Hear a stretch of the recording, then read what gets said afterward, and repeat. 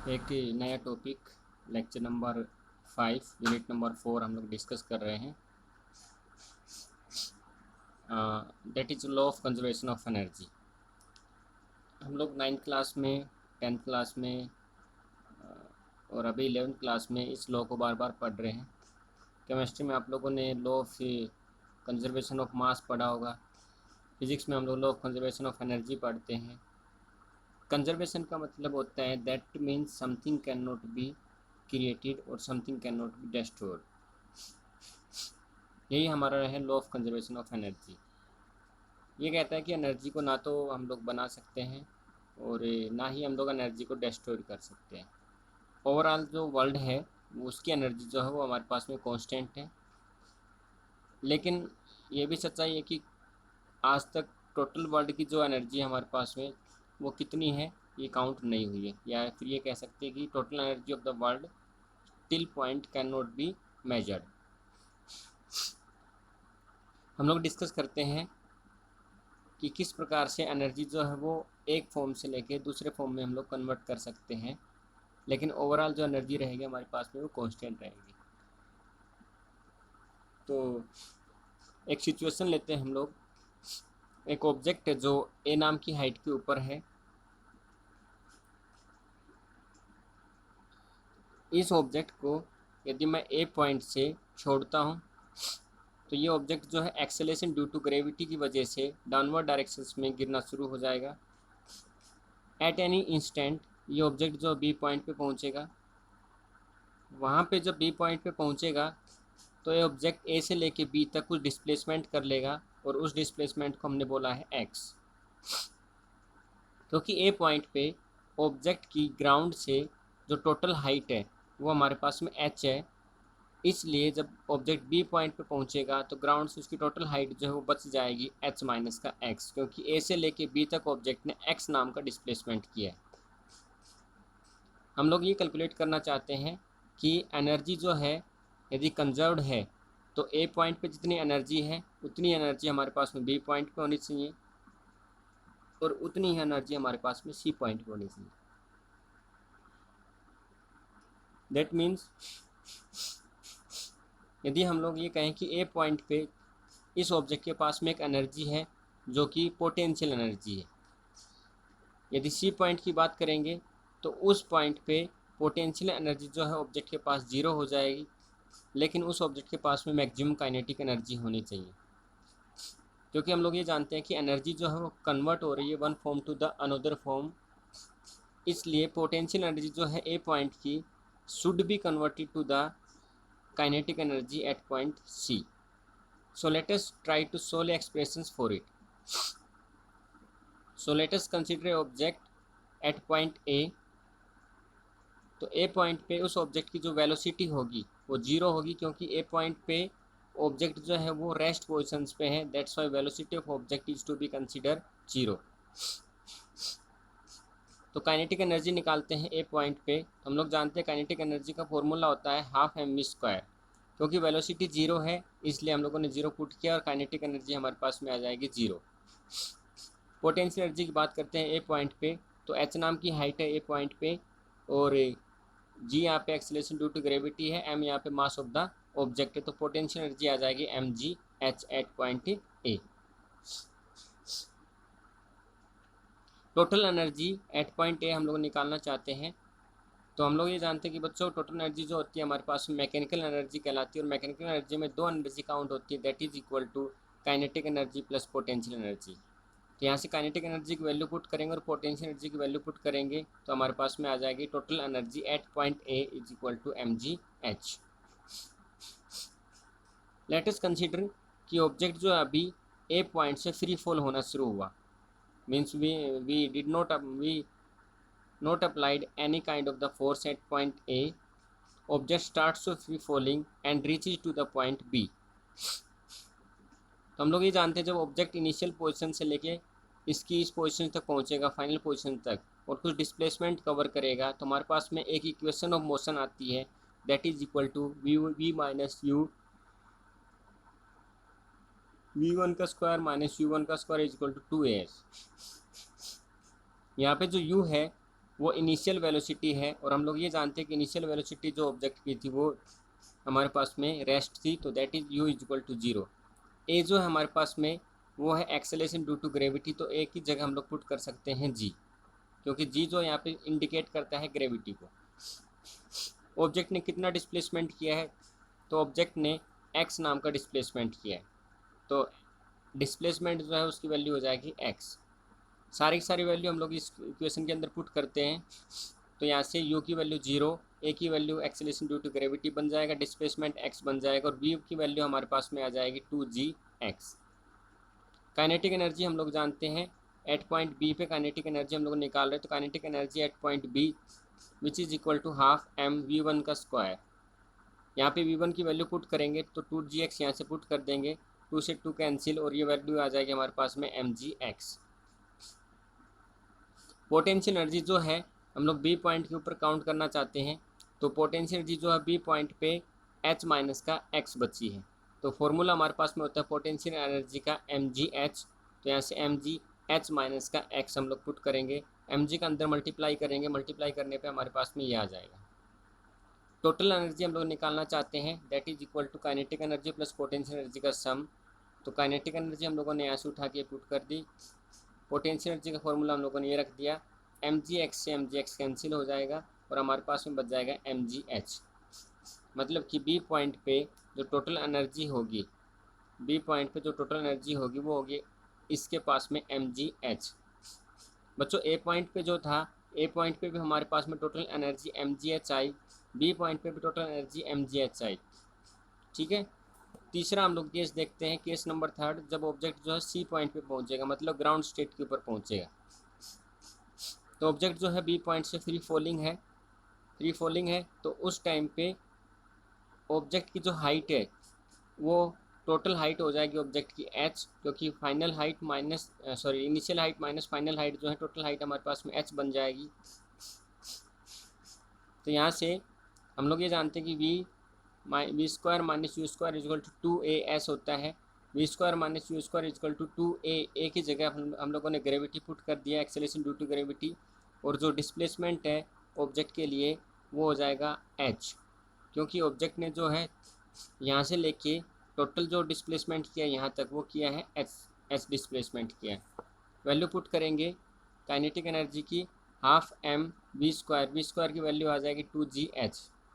Okay बच्चों, यहाँ पे जो है u की वैल्यू हमारे पास में 0 हो जाए, क्योंकि इनिशियल वेलोसिटी जो थी ए पॉइंट पे वो ऑब्जेक्ट की 0 थी, मतलब कि ऑब्जेक्ट रेस्ट में था। वैल्यू पुट किया, काइनेटिक एनर्जी आ गया mgh। पोटेंशियल एनर्जी यहाँ पे क्योंकि ग्राउंड स्टेट पे कोई किसी प्रकार की हाइट नहीं बचती है, इसलिए h की वैल्यू आ जाएगी 0, तो टोटल एनर्जी आ जाएगी हमारे पास में mgh। हम लोगों ने यहाँ पे 3 इक्वेशन देखी, 3 स्टेट देखी, जहाँ पे जो टोटल एनर्जी ऑब्जेक्ट की है वो हमारे पास में कंजर्व्ड है, कांस्टेंट है, बदल नहीं रही है।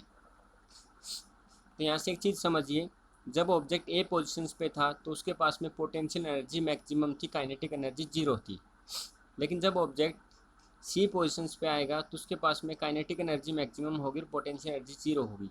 मतलब कि इस पाथ के दौरान जो पोटेंशियल एनर्जी थी यहाँ से वो कन्वर्ट होती गई किस में, काइनेटिक एनर्जी में। जब हम लोग बी पॉइंट पे पहुँचे हैं तो हमारे पास में जो ए नाम की पोटेंशियल एनर्जी थी वो आधी हो चुकी है, और वो आधी किस में कन्वर्ट हो चुकी है, काइनेटिक एनर्जी में। जब हम लोग बी से सी पॉइंट पे पहुँचे हैं तो टोटल जो पोटेंशियल एनर्जी थी ए पॉइंट की वो धीरे धीरे कन्वर्ट हो रही काइनेटिक एनर्जी में, और कन्वर्ट होते होते सी पॉइंट पे आते आते पोटेंशियल एनर्जी टोटली कन्वर्ट हो गई किसमें, काइनेटिक एनर्जी में। अब क्वेश्चन ये आता है कि काइनेटिक एनर्जी कहाँ गई, क्योंकि पोटेंशियल एनर्जी जो है वो तो कन्वर्ट हो गई काइनेटिक एनर्जी में, लेकिन काइनेटिक एनर्जी किस में कन्वर्ट हो गई। तो हम लोग ये जानते हैं कि जब भी कोई ऑब्जेक्ट ज़मीन के साथ में टकराता है तो वहाँ पे कुछ वर्क डन करता है, जैसे कुछ गड्ढा कर देगा, ठीक है। दूसरा, ऑब्जेक्ट जब ज़मीन से टकराएगा तो कुछ साउंड प्रोड्यूस होता है, ठीक है, तो वो साउंड भी क्या है, it is a form of energy. तो some of the parts of the kinetic energy will be converted in the form of the work done, ठीक है। दूसरा, कुछ जो काइनेटिक एनर्जी वो साउंड प्रोड्यूस करने में वेस्ट हो जाती है। और हम लोग ये जानते हैं कोई चीज़ जब सरफेस पे टकराती है तो वो हीटेड हो जाती है, तो जो काइनेटिक एनर्जी है उसका कुछ पोर्शन जो है वो हीट के रूप में कन्वर्ट हो जाता है। इस तरीके से काइनेटिक एनर्जी जो टुकड़ों में टूट जाती है, बढ़ जाती है। खैर, हम लोगों ने ये कंक्लूजन निकाला कि इस यूनिवर्स में आप किसी ऑब्जेक्ट को एक हाइट से डालते हो, एक हाइट के ऊपर से फ्री फॉल डालते हो, तो उसकी जो टोटल एनर्जी रहती है सिस्टम की, वो हमारे पास में कंजर्व रहती है, चेंज नहीं होती है। एक और एग्जांपल देखिए इसी का, conservation of energy of a simple pendulum. मान लीजिए बच्चों, हमारा जो पेंडुलम है वो पी नाम की पोजीशंस के ऊपर है, और पी नाम की पोजीशन जो है वो सरफेस के साथ एच नाम की हाइट के ऊपर है। तो जब ऑब्जेक्ट जो पी पोजीशंस पे है पेंडुलम, तो जब हम लोग इसको यहाँ से छोड़ेंगे, तो जब हम लोग इसको यहाँ से छोड़ेंगे तो एक्सेलरेशन ड्यू टू ग्रेविटी की वजह से ये जो पेंडुलम है ये मूव करना शुरू करेगा, और ये मूव करता करता किधर चला जाएगा, यहाँ पे। फिर से देखिए, हम लोग समझ रहे हैं कि conservation of energy in a simple pendulum. Late us consider a pendulum जो कि एक रिगिड सरफेस के साथ में बंधा हुआ है। रिगिड सरफेस का मतलब ये है कि जब पेंडुलम मूव करेगा तो सरफेस जो है वो फ्लेक्सिबल नहीं होना चाहिए, हिलना डुलना नहीं चाहिए, ठीक है। तो पेंडुलम जो है वो यहाँ पे पेंडुलम जो है पी नाम की पोजीशंस के ऊपर है। यहाँ से जब इस पेंडुलम को हम लोग रिलीज़ करेंगे तो रिलीज़ करने का जो पेंडुलम है वो इधर मूव होना शुरू हो जाएगा। मतलब ये पेंडुलम इसकी एक्सट्रीम पोजीशंस पे है, और पेंडुलम एक्सट्रीम पोजीशन से लेके उसकी मीन पोजीशंस की तरफ जाना शुरू करेगा, क्योंकि ये यहाँ पे जो पेंडुलम है पी नाम की पोजीशंस पे है, तो यहाँ पे सरफेस से पी नाम की पोजीशन जो है वहाँ तक उसके पास में एक एच हाइट है। तो पेंडुलम का जो बॉब है उसका एक मास है, उसके पास में एक एच हाइट है, उसके ऊपर एक्सेलरेशन ड्यू टू ग्रेविटी लग रही है। तो हम लोग ये कह सकते हैं कि पी नाम की पोजीशंस के ऊपर पेंडुलम के पास में एक पोटेंशियल एनर्जी है। तो उस पोटेंशियल एनर्जी की हेल्प से जब ये इधर मूव करेगा तो पोटेंशियल एनर्जी जो है कन्वर्ट होती जाएगी और फाइनली वो कहाँ पहुँच जाएगी, यहाँ पे जब पेंडुलम आएगा तो पोटेंशियल एनर्जी पी पॉइंट की कन्वर्ट हो चुकी होगी किस में, कम्प्लीटली काइनेटिक एनर्जी में। लेकिन यहाँ पर पेंडुलम रुकता नहीं है, क्योंकि इनर्शिया का जो फैक्टर है, इनर्शिया ऑफ मोशन, वो फैक्टर यहाँ पे काम करता है, जिसकी वजह से ये पेंडुलम इस मीन पोजीशंस को ओवरशूट करता हुआ आगे निकल जाता है और वो क्यू पॉइंट पे चला जाता है। तो जब वो क्यू पॉइंट पे जाएगा तो फिर से उसके पास में काइनेटिक एनर्जियाँ धीरे धीरे कम होती जाएगी, और जब क्यू पॉइंट पे पहुँचेगा तो यहाँ पे जो काइनेटिक एनर्जी यहाँ से आई है कम होते होते जब क्यू पॉइंट पे पहुँचेगा तो वो वापस से एक एच नाम की हाइट गेन कर लेगा। मतलब कि उसके पास में क्यू नाम की पोजीशंस के ऊपर फिर से पोटेंशियल एनर्जी उसको मिल जाएगी, क्योंकि उसके पास क्यू पॉइंट पे पोटेंशियल एनर्जी है, इसलिए वापस से वो मूव करेगा और इस पोटेंशियल एनर्जी को कन्वर्ट कर देगा किस में, काइनेटिक एनर्जी में।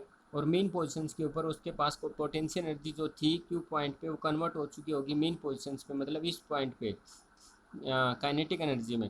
फिर से इनर्शिया ड्यू टू मोशन के कारण यहाँ से मूव करेगा, फिर से पी पॉइंट पे पहुँचेगा, फिर से ऐसा आएगा। तो हमने ये देखा कि पेंडुलम की टोटल जो एनर्जी है वो कंजर्व्ड है। मतलब कि एक बार पोटेंशियल एनर्जी किस में बदल रही है, काइनेटिक एनर्जी में, और दोबारा से काइनेटिक एनर्जी किस में बदल जाती है, पोटेंशियल एनर्जी में। फिर से पोटेंशियल एनर्जी काइनेटिक एनर्जी में, काइनेटिक एनर्जी फिर से पोटेंशियल एनर्जी में। मतलब कि total overall the energy of the simple pendulum is conserved. तो एनर्जी एट पॉइंट ओ, यहाँ पे सब पॉइंट की हम लोग बात करते हैं, तो उसके पास में kinetic energy, at point Q जो उसके पास में पोटेंशियल एनर्जी।